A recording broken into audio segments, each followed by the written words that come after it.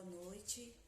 Mais uma noite nos encontramos aqui na Casa de Caridade, Universalista Filhos da Luz, para fazer o nosso Evangelho da Noite e hoje iniciando, retornando, aos nossos estudos, onde cada sexta-feira do mês estudaremos um livro.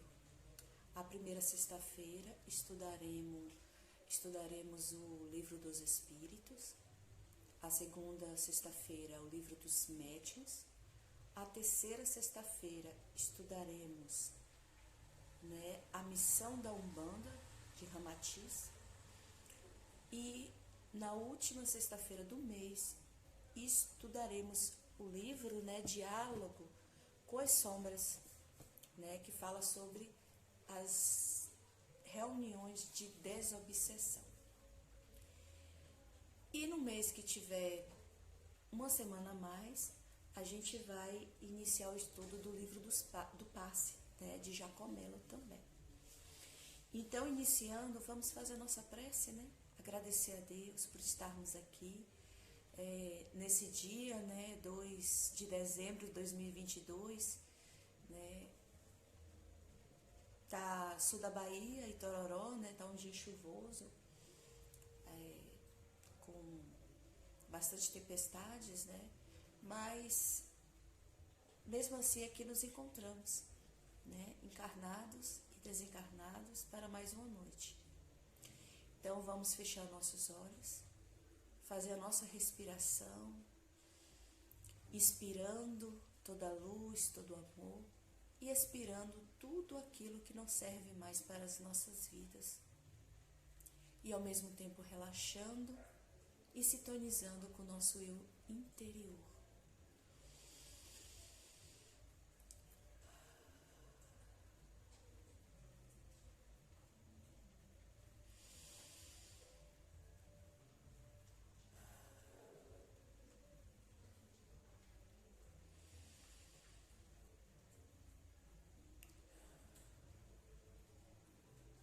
Pai de infinito amor e bondade, gratidão por mais uma noite aqui nos encontrarmos na Tua casa de luz. Nos auxilia, ó Pai, nos dê o entendimento dos ensinos do Teu Filho, nosso querido irmão e Mestre Jesus, para que possamos seguir Seus passos, colocando em prática na nossa vida diária os Seus ensinos. Eu saúdo a todos os seres de luz que trabalham nesta casa, que se vincula a esta casa, a cada mentor, a cada orixá, a cada mestre ascenso, a cada anjo, arcanjo e Elohim. Saudando também os nossos irmãos do Comando Estelar,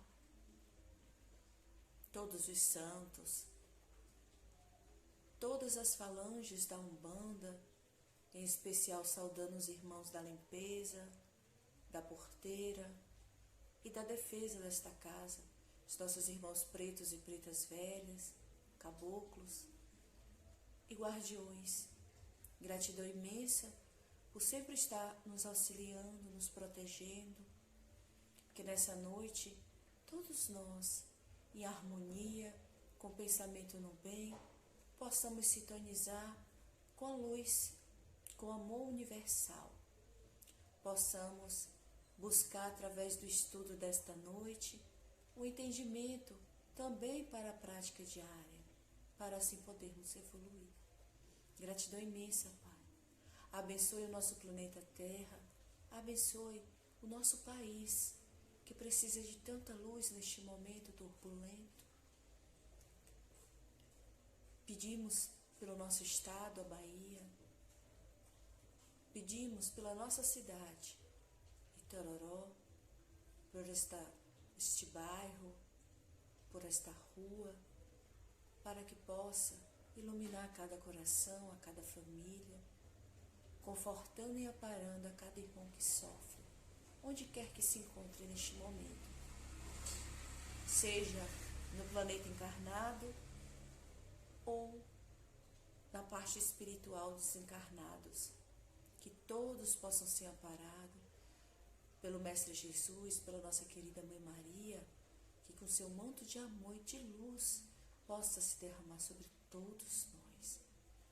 E assim iniciamos mais um Evangelho, mais um estudo da casa, em nome de Jesus.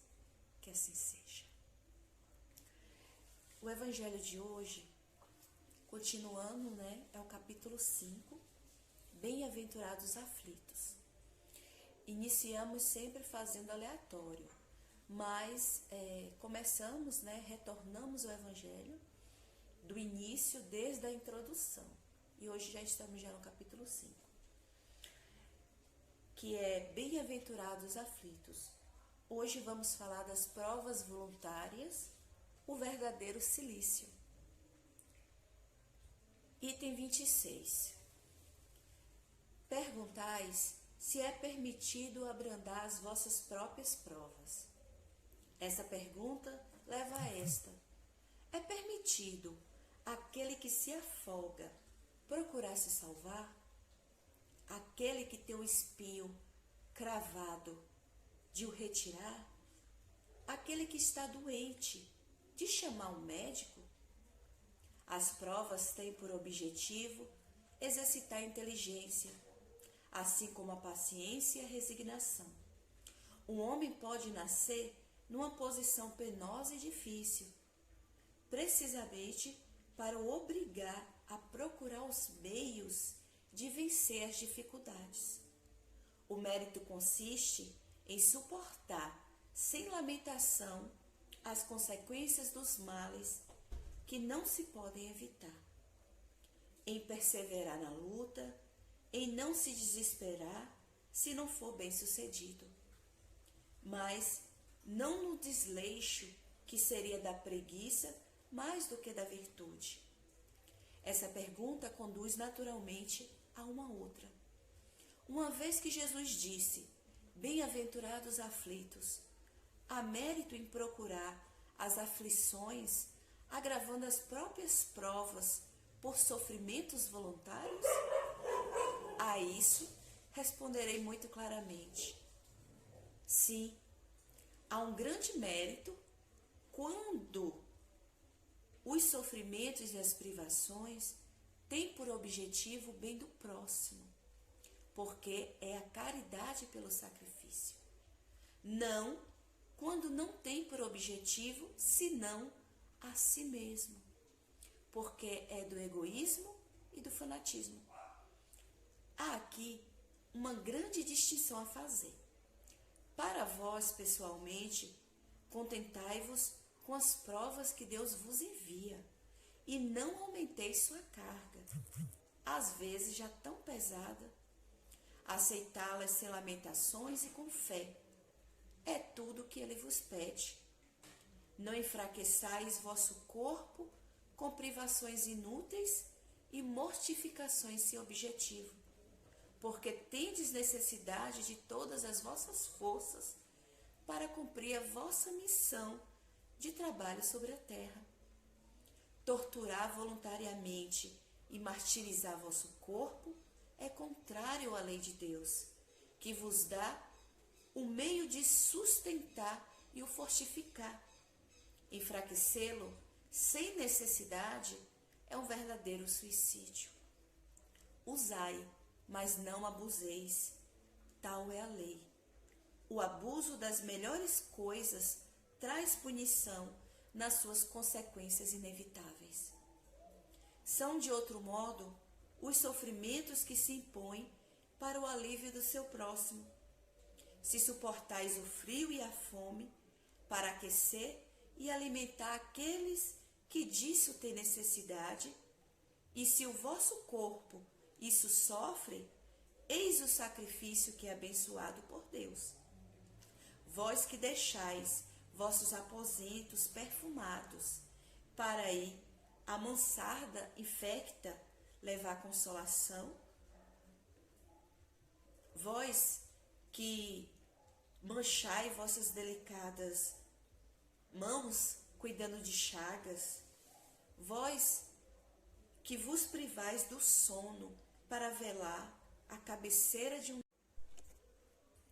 Mas vós, que vos retirai do mundo para evitar suas seduções e viver no isolamento, que utilidades tem sobre a terra? Onde está a vossa coragem nas provas, uma vez que fugis da luta e desertais do combate? Se quereis um cilício, aplicai-os sobre vossa alma e não sobre o vosso corpo. Mortificai o vosso espírito e não vossa carne. Fustigai vosso orgulho. Recebei as humilhações sem vos lamentar. Pisai vosso amor próprio. Resisti contra a dor da injúria e da calúnia, mais pungente que a dor corporal. Eis o verdadeiro cilício, cujas feridas vos serão contadas, porque elas atestarão vossa coragem e vossa submissão à vontade de Deus. Mensagem de um anjo guardião, Paris, 1863. Então o evangelho de hoje, ele é bem claro, né? Ele vem falar das provas voluntárias, né? Quais são essas provas, né? E qual é o verdadeiro cilício, que é louvável, né? Assim dizendo. Ele fala que todos nós já viemos com a nossa bagagem, com tudo aquilo que é preciso a gente passar, né? Ou seja as provações, as missões, né? Então que a gente não aumente essa carga, colocando mais peso sobre os nossos ombros, porque Deus já dá o fardo, né? Como tá lá, né, na palavra, conforme as nossas forças. Então que a gente não queira buscar mais peso, mais problemas, mais dificuldades para a nossa vida, né? Que a gente se contente com a dificuldade que já é nossa, que já é merecida, né? E que já é necessária para a gente crescer. E a gente se contentar com ela. E não ficar buscando coisas que estão além e que não é da nossa alçada e não faz parte da nossa cruz, né? Não está no nosso planejamento reencarnatório, assim dizendo.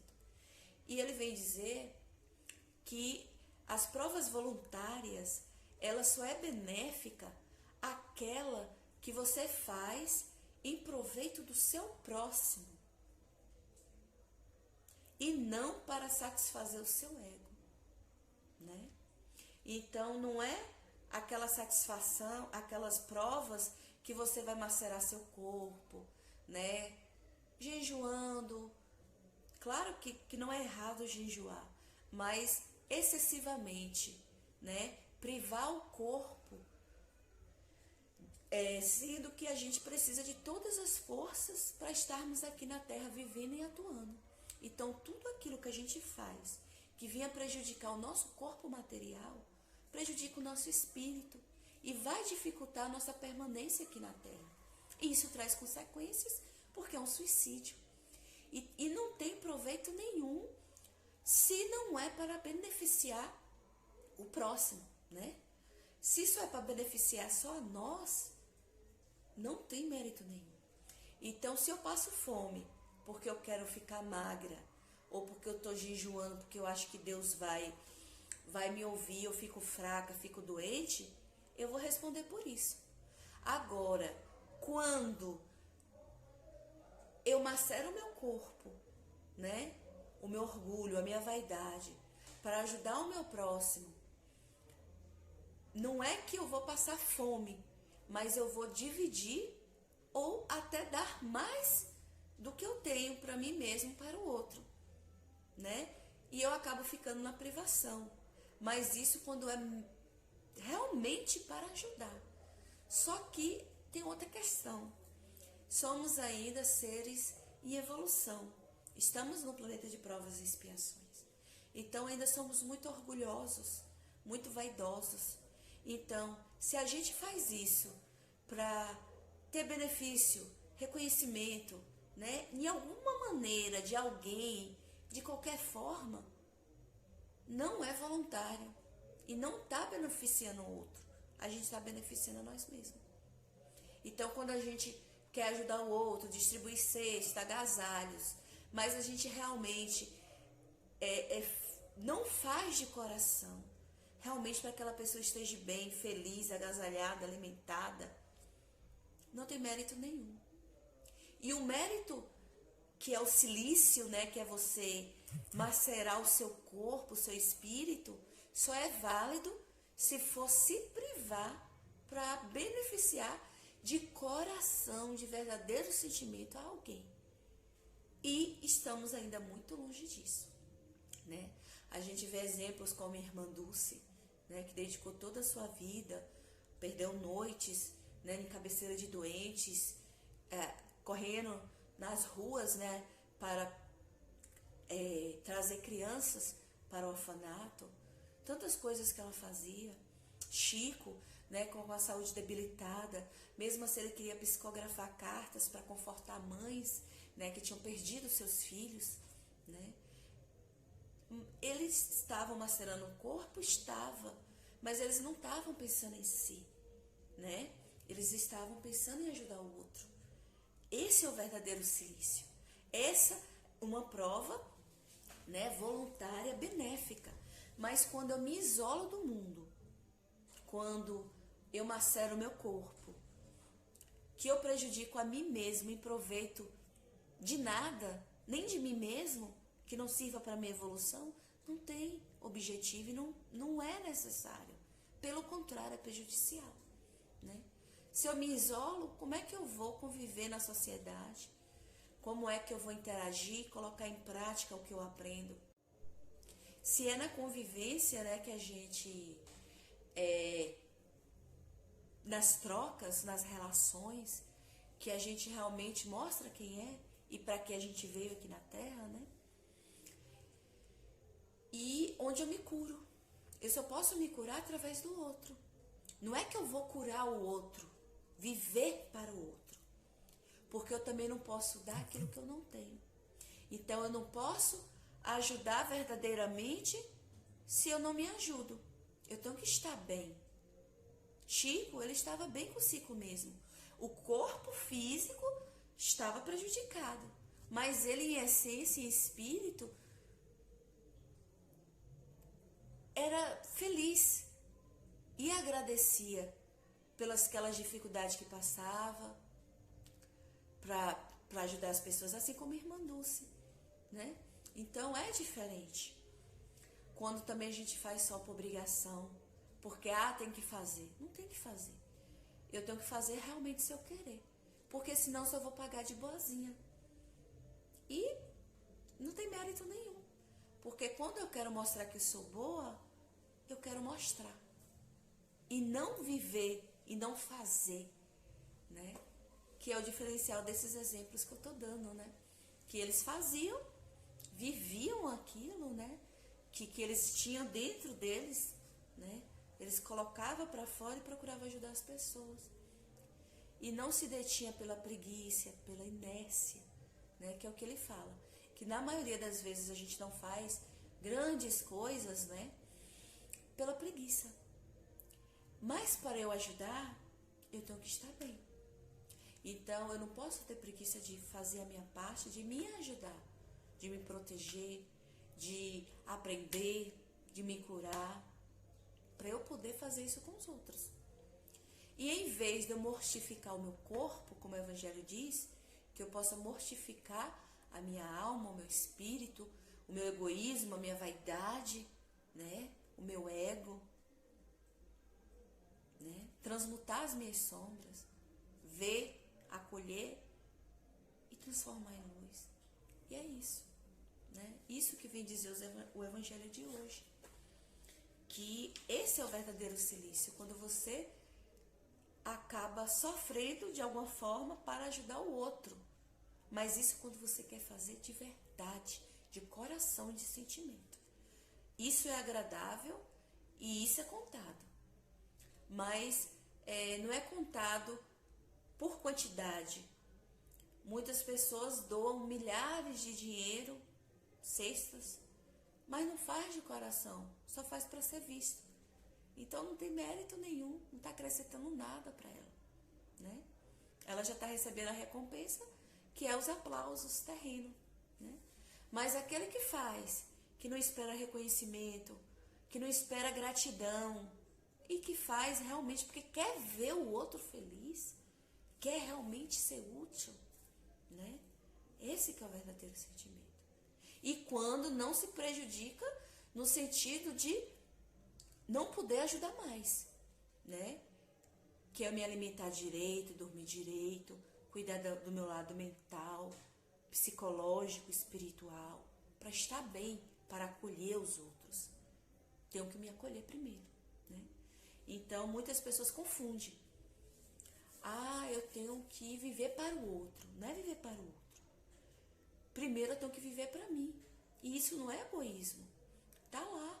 Amar a Deus acima de todas as coisas e ao próximo como a mim mesmo.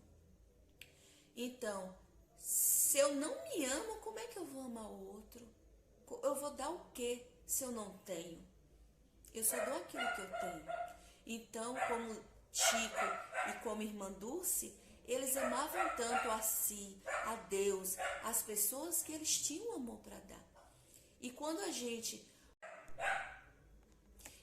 gente ama Deus em excesso e não ama o nosso próximo e nem a nós mesmos, não adianta. Tem que ser os três, né? Por partes iguais. Então, e eu não posso só amar o outro e não me amar. Eu tenho que amar Deus, amar a mim e amar o próximo, de forma igual, né? Para ter equilíbrio. Então, esse foi o evangelho dessa noite. Que Jesus nos abençoe, nos ilumine. Continuando, né? Hoje, retornando o nosso estudo, a gente parou no livro 2, né? Do livro dos Espíritos, que fala do mundo espírita ou dos espíritos, né? Aqui no capítulo 7, que fala do retorno à vida corporal. No primeiro item, né? O primeiro capítulozinho também aqui desse retorno à vida corporal, do capítulo 8, né? Prelúdio do retorno. Paramos na questão 336. Poderia acontecer que um corpo que deve nascer não encontrasse espírito para encarnar-se nele? Eu preciso reencarnar. Pode acontecer que não tenha nenhum corpo disponível para mim?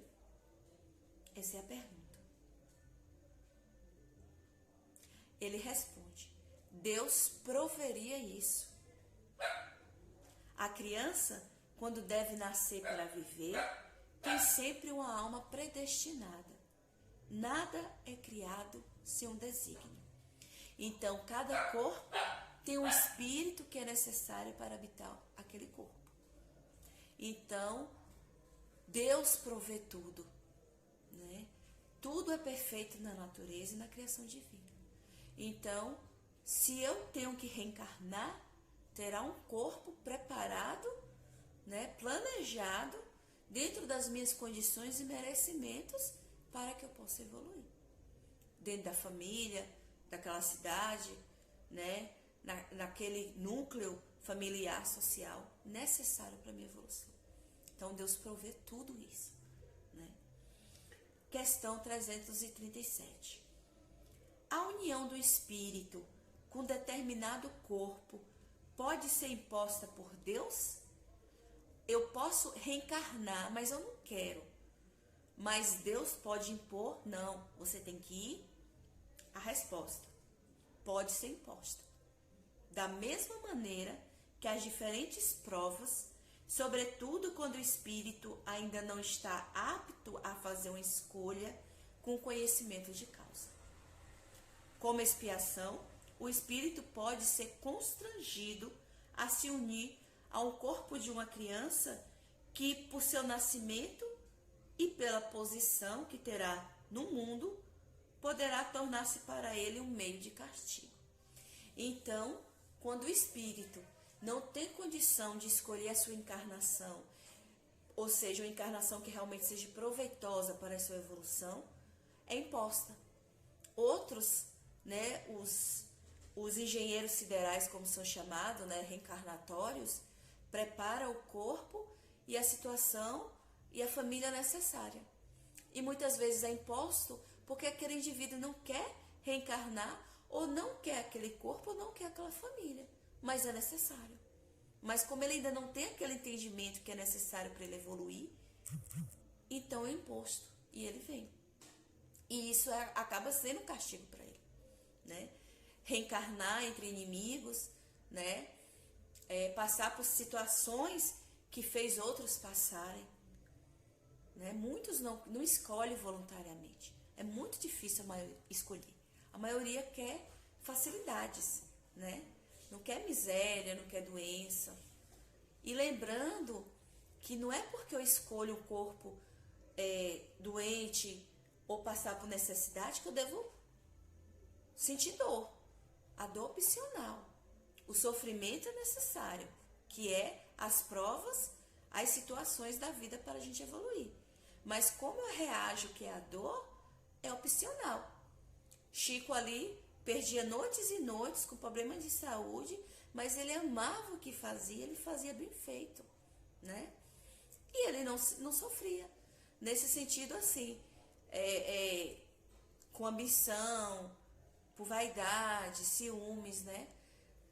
Mesma coisa de Irmã Dulce. Então, eram questões que eles escolheram. Você vê, quando o espírito escolhe as provações, que ele não se revolta, né? Que ele não blasfema contra Deus, aceita com resignação. Essa é a diferença que a gente viu até esses dias no Evangelho, né? Essa questão das provas, né? Que a gente escolhe.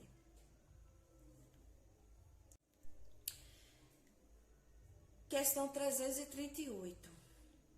Se acontecesse que muitos espíritos se apresentassem para ocupar o mesmo corpo que vai nascer, o que decidiria entre eles? Tem um corpo que vai renascer. E aí tem vários espíritos que tá na fila, né, assim dizer, para renascer naquele corpo. O que eles diriam entre eles? Essa é a pergunta. A resposta: muitos podem dizê-lo, muitos podem pedi-lo, mas é Deus quem julga. Em casos assim, qual é o mais capaz de preencher a missão que a criança se destina? Mas, como já disse, o espírito é designado antes do instante em que deve unir-se ao corpo. Então, Deus que escolhe o corpo que iremos habitar. A gente pode pedir: eu quero nascer em família tal, teu corpo tal, ser fulano de fulano de tal, ser filho de fulano de tal. Mas é Deus que vai ver realmente o que é melhor para nós, o que a gente precisa para evoluir. E aí ele vai escolher aquele que está mais apto, né? Que realmente precisa passar por aquela situação, ou tem merecimento de passar por aquela situação, né?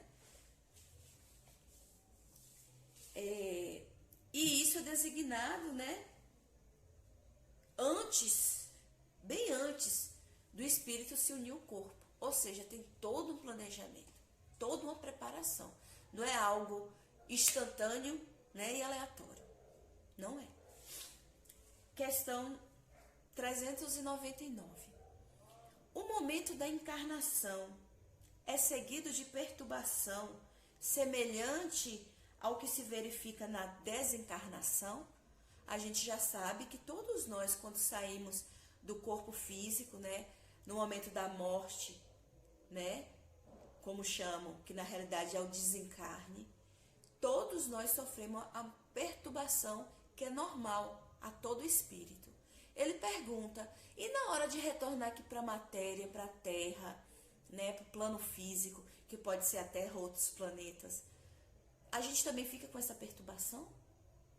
Essa é a pergunta. Aí a resposta é: muito maior.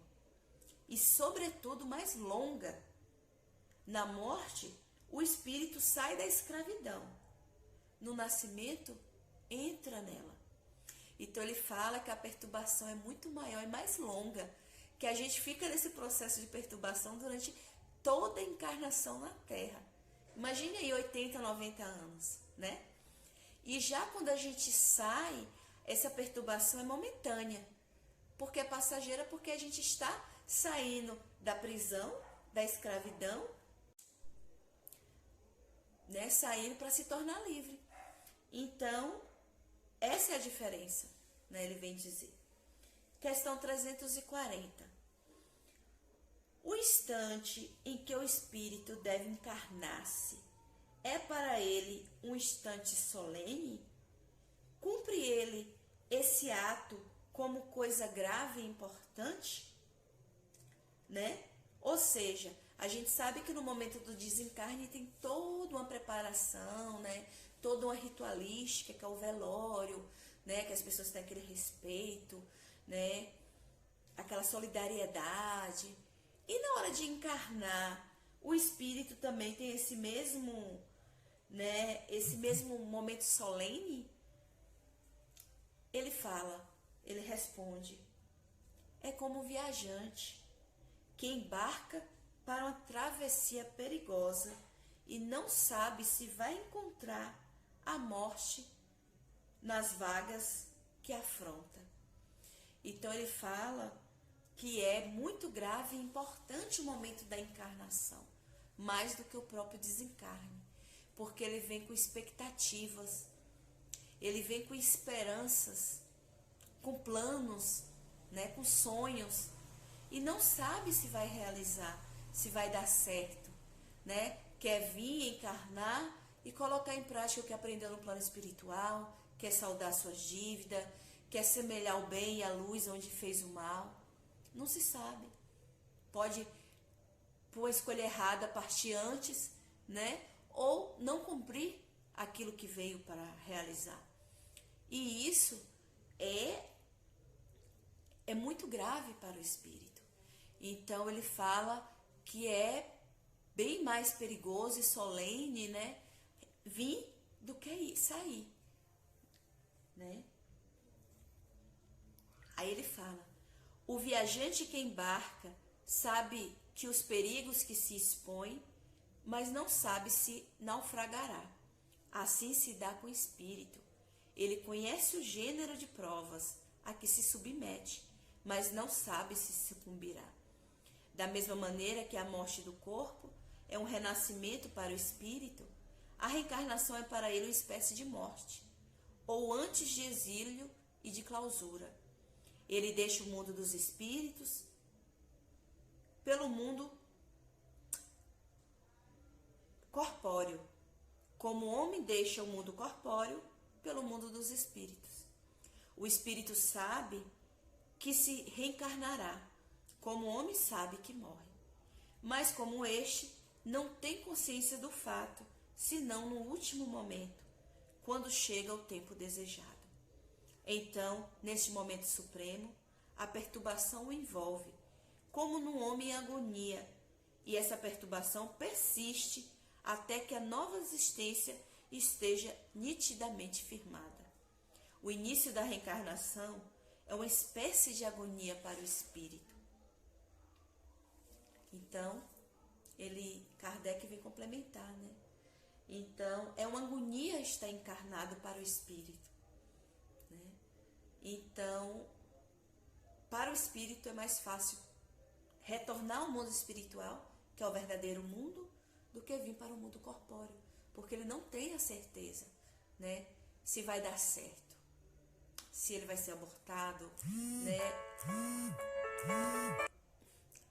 o que vai acontecer, né? Então, é como um mar, vai ter muitos perigos nesse percurso, né? A existência de todos nós aqui na Terra. Questão 341. A incerteza do espírito quanto à eventualidade do sucesso das provas que vai sofrer na vida é para ele uma causa de aflição antes da encarnação? O espírito sofre antes de vir para cá, já sabendo que vai ter que, por tudo que vai ter que passar? Ele fala que sim, e uma grande aflição, pois as provas da sua existência o retardarão ou farão avançar, segundo as tiver bem ou mal suportado. Então, como ele não tem certeza se ele vai sucumbir ou não, ele sofre uma ansiedade antecipada, uma agonia, uma aflição de vir e sucumbir, porque ele não sabe o que vai acontecer. Ele sabe, né? Ele não sabe o que vai acontecer, ele sabe qual vai ser o roteiro, né? Mas os detalhes, as nuances, eles não sabem, que as escolhas, que é o livre-arbítrio, ele não sabe, né? Então, isso é muito aflitivo. Não é à toa que muitas pessoas se preocupam em saber um futuro, e o futuro, ele é múltiplo, né? Que de acordo com as suas escolhas, pensamentos e atitudes, são muitas variáveis, né, para o futuro. Então, a cada escolha a gente muda a rota, né?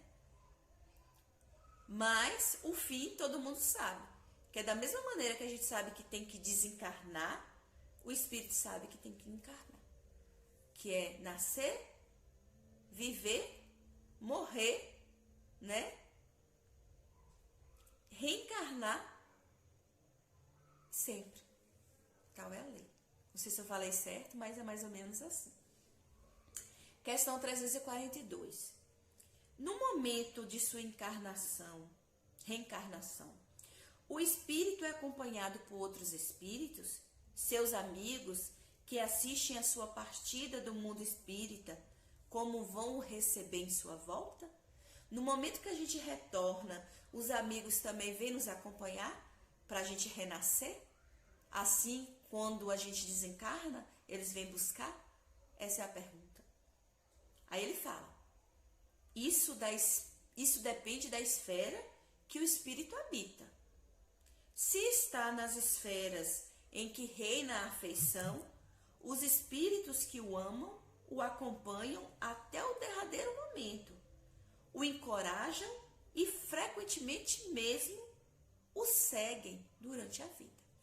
E ele fala, ou seja, ele fala que sim, quando tem a verdadeira afeição e quando estão no estado do bem, né? Eles têm essa condição que eles podem acompanhar até durante a vida, ou seja, tá de olho, sempre tá olhando, deixa eu ver como é que tá minha mãe, minha filha que reencarnou, né? Deixa eu ver o que eu posso ajudar ela.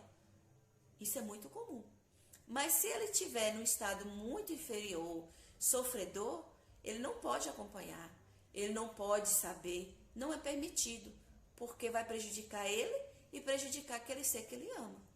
Tem que ter condições para isso. Então, por isso que ele fala, se o espírito tiver condição, sim, ele vai até o momento derradeiro ou pode até acompanhar, né? Como espírito ali, né? Durante a encarnação daquela pessoa que ele ama. E a última questão desse capítulo 1, questão 343. Os espíritos amigos que nos seguem durante a vida são por vezes o que vemos em sonho, que nos testemunham a sua afeição e que se nos apresentam com feições desconhecidas? Aí ele fala que aquelas pessoas que a gente sonha e que a gente não reconhece, na realidade são esses espíritos amigos que vêm nos visitar, que nos acompanha, e encarnado, quando a gente acorda, né, a gente sonha com uma pessoa que eu nunca vi. É porque a gente não reconhece, né, mas são esses amigos? São eles? Aí ele fala que sim, muito frequentemente o são. Ele fala que sim, né, muito frequentemente o são. Eles vêm visitar-vos, como ides ver um prisioneiro sob chaves. Então, esses espíritos amigos, ele vem também nos visitar na nossa prisão aqui na Terra, no corpo físico. E aí, no momento do sonho, né, que o corpo está parcialmente livre, tem esse encontro, né? Às vezes a gente não lembra, às vezes a gente lembra e acorda com aquela sensação. Nossa, eu sonhei com uma pessoa que eu nunca vi na minha vida, né? Ou tem aquela sensação, nossa, eu conheço, mas eu não sei quem é, porque a fisionomia, né, eu não me recordo. né? Então ele fala que sim, que eles vêm nos visitar em sonhos, né? Assim como a gente vai visitar alguém que está preso, eles também vêm nos visitar. Então esse foi o estudo dessa noite, o Evangelho. Vamos fazer a nossa prece de encerramento, agradecendo a Deus mais uma noite, mais uma oportunidade de entendimento, de esclarecimento. Agradecer a toda a egrégora da casa, a cada ser que aqui se encontra, pedindo a Deus que possa abençoar cada trabalhador encarnado e desencarnado, principalmente aqueles que não puderam estar presente, que o Senhor possa curar, limpar, proteger onde quer que cada um esteja neste momento, que a equipe espiritual possa ir até eles, realizar um passe de limpeza, de cura, de energização e proteger contra todo o mal. Abençoar os anjos guardiões de cada um, abençoar todos nós, que cada irmão que vem nesta noite também possa receber o auxílio necessário e um amparo na luz. Gratidão imensa a todos os seres, em nome de Jesus. Que assim seja, hoje e sempre. Gratidão a todos.